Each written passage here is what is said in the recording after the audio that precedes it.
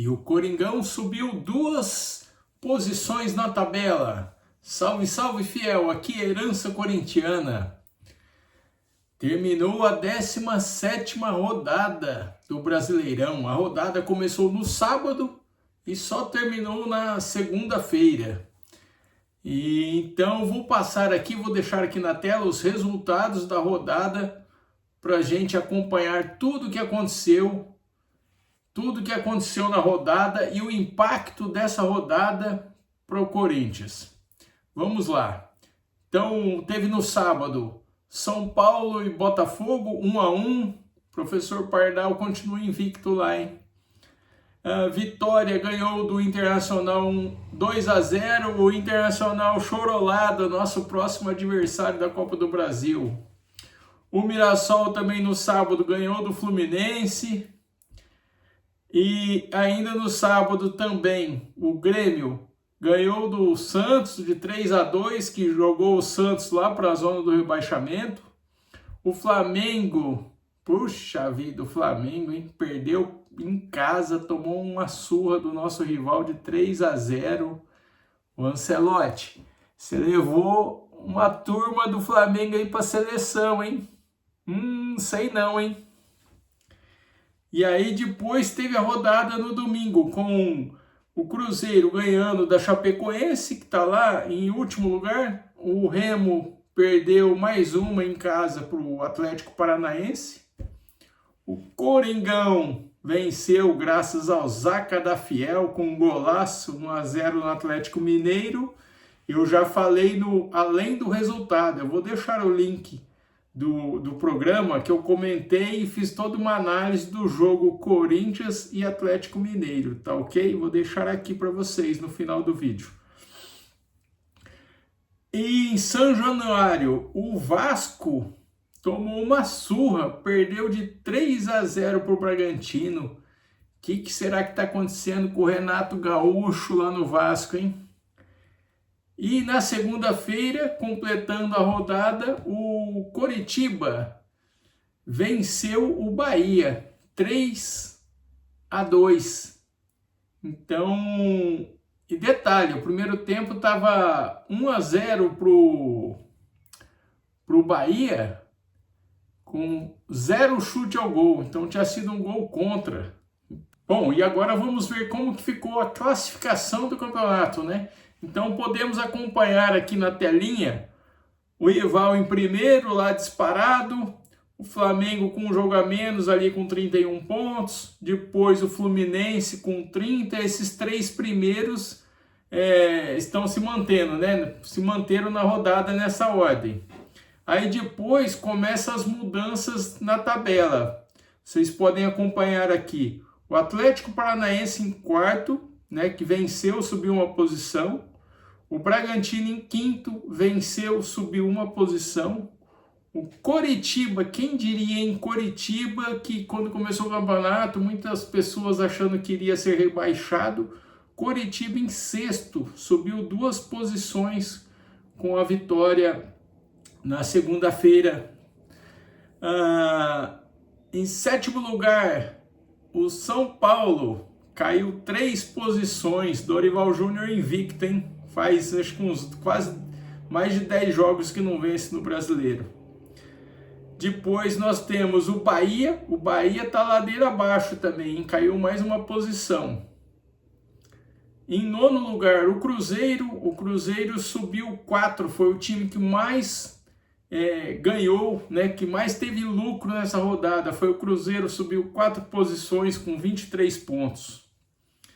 Depois nós temos aí em décimo o Botafogo, que eu não gosto nem de lembrar do Botafogo, que caiu uma posição com 22 pontos.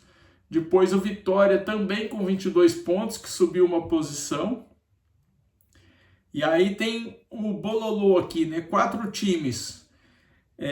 Em 12º o Atlético, depois o Internacional, o chorolado, depois o Grêmio e depois o Corinthians. Os 4 com 21 pontos. O Corinthians ele perde, né? Ele fica abaixo entre esses 4 porque ele tem menos gols marcados, né? Então é o pior ataque da competição e por isso está nessa posição, em 15º lugar. Então ganhou 2 posições. E colocou para baixo, né? O Vasco está em 16º com 20 pontos. Então o Vasco, quando o Renato Gaúcho chegou, o Vasco subiu, começou a ganhar, estava jogando até muito bem, né? E agora começou a descer. O Santos, dentro da zona do rebaixamento, em 17º, com 18 pontos, caiu mais uma posição, né? Já um dia antes do jogo do Corinthians, né? Ele já tinha perdido o jogo, já tinha caído, então... Em 17º, o Santos, 18 pontos. Depois o Mirassol, que venceu o Fluminense, 16 pontos. O Remo, que vem reagindo um pouco também, 15 pontos. E em último lugar, a Chapecoense, que é o único time que está ali, que não sai do último lugar, né, com 9 pontos. Então, assim, eu diria que para a Chapecoense já ficou bem difícil. O Remo e o Mirassol ainda estão na briga.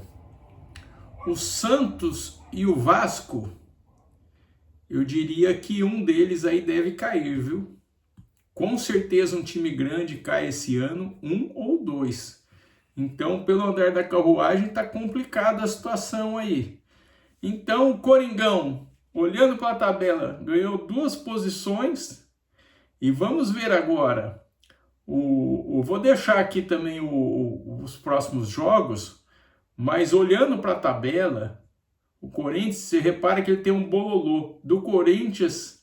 Então, o Corinthians vencendo a próxima partida, em teoria, ele pode chegar até em 8º lugar. Lógico, vai depender da combinação de resultados aí, mas já não consegue subir tanto, né? Então... é cada rodada a rodada, né? Cada rodada muda tudo. Uma rodada ele tem que ganhar para sobe um pouco, outra rodada, se vencer, ele pode subir muito. Contra o Botafogo, lá na rodada anterior, se ele tivesse vencido, ele tinha ganho 8 posições. E agora ele venceu o Atlético e ganhou só 2 posições. Você vê que começa a complicar, né? Mas tá esse bololô, então o Corinthians ainda está embolado, então são 2 pontos aí que separa aí até o Bahia, que é o 8º lugar, né? Então são 2 pontos de diferença só. E o Corinthians está a 4 pontos do São Paulo, que está em 7º lugar. Então, assim, é muito importante o próximo jogo uma vitória, né? E falando da próxima rodada, especificamente... nós teremos a 18ª rodada, né, nesse próximo fim de semana. E é a última rodada antes da Copa. Então, depois dessa rodada, o campeonato vai parar, né? E só volta em agosto, né? Vai parar aí praticamente 2 meses aí sem campeonato. Então, vamos lá. Eu não vou falar dos outros jogos, vocês podem acompanhar os próximos jogos aqui da rodada. Mas eu vou falar alguns jogos só que tem assim, interferência, impacto com o jogo do Corinthians, né? Então, direto, Corinthians e Grêmio. É um jogo com os 2 times com a mesma pontuação. Então, o Grêmio em 14º, o Corinthians em 15º. Então, uma vitória é muito importante, né? Mais uma vez, é muito importante essa vitória para o Corinthians. Então, contra o Grêmio. Então... já dá para... E o Corinthians geralmente joga bem lá no Sul, né? Então eu acredito que no sábado a partida, e eu acredito que o Corinthians tem tudo para vencer o Grêmio lá, viu? Porque o Grêmio não tá com dificuldade para arrumar o time, né? E outro detalhe, tem alguns outros jogos, como o São Paulo vai jogar contra o Remo lá no Pará, pode perder, eu acho que vai perder também esse jogo. O Cruzeiro recebe o Fluminense, então um jogo difícil, pode dar um empate aí. O Vasco e o Atlético Mineiro, então 2 times que estão na luta aí também do rebaixamento, então tem um impacto direto. O outro jogo, Bragantino contra o Internacional Chorolado também. outro jogo aí que impacta todo mundo, né? Santos e Vitória.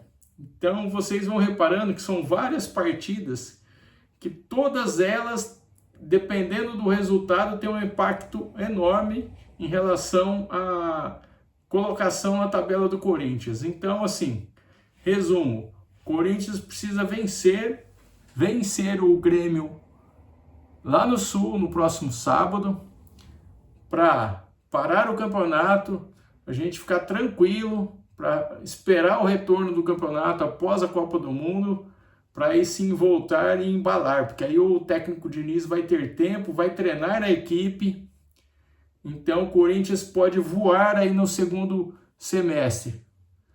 Lógico, desde que não tenha reforços e não perde muitos jogadores, né?